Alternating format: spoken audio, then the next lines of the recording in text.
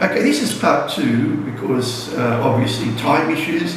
We don't want to take up too much and to download, it does take time. So, as I said, I'm over 60 years of age. I have no family at all. I've never been married, no children, and I am an only child. So my areas for getting resources, if they're not from either the government or some social body, are not only limited, they're nil. And I'm in a situation now where I have had 5 flights cancelled. 5 flights cancelled. 3 from Cebu Airways and 2 from Cathay Pacific. And I have to now, on almost no funds, I mean talking Australian $40, I've got about Australian $40 I'm supposed to survive until the 11th of August. That is if the flight goes ahead. Now, let's talk about the flights going ahead and exactly why the Morrison government have done what they had. They are concerned about COVD and they are concerned about Australians getting COVD. But we overseas stuck are not responsible.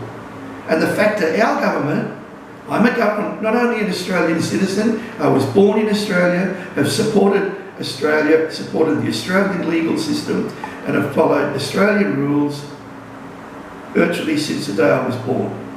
So there is no reason to be denied entry to Australia. And in fact, it would have to be a very good reason because I travel on an Australian passport. Okay, so that's one thing.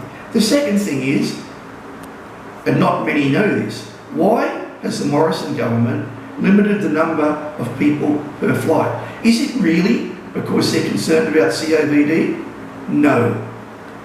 It is they are concerned about a human rights challenge. And if they close the airports completely to returning Australians, they are liable to a very simple human rights challenge.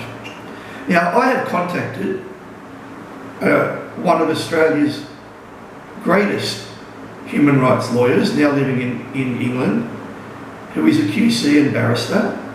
So he's Queen's Counsel and barrister. He has been quite famous. He's been the subject of earlier ABC series where he did a wonderful group of programs.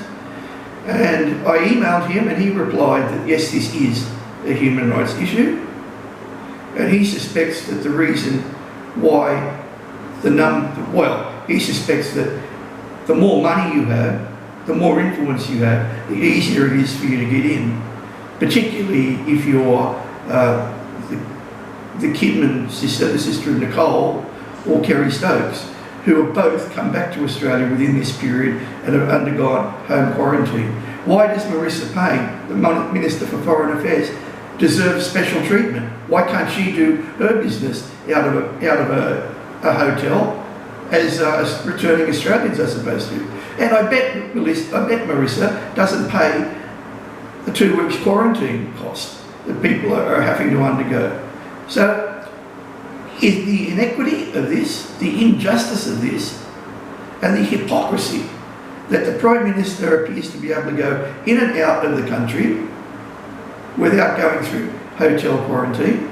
It appears that the Foreign Minister is allowed to go straight home, which if I get a flight home on the 11th of August, I have to go into 2 weeks compulsory quarantine. I don't object to the 2 weeks quarantine. Anything to protect other Australians is fine.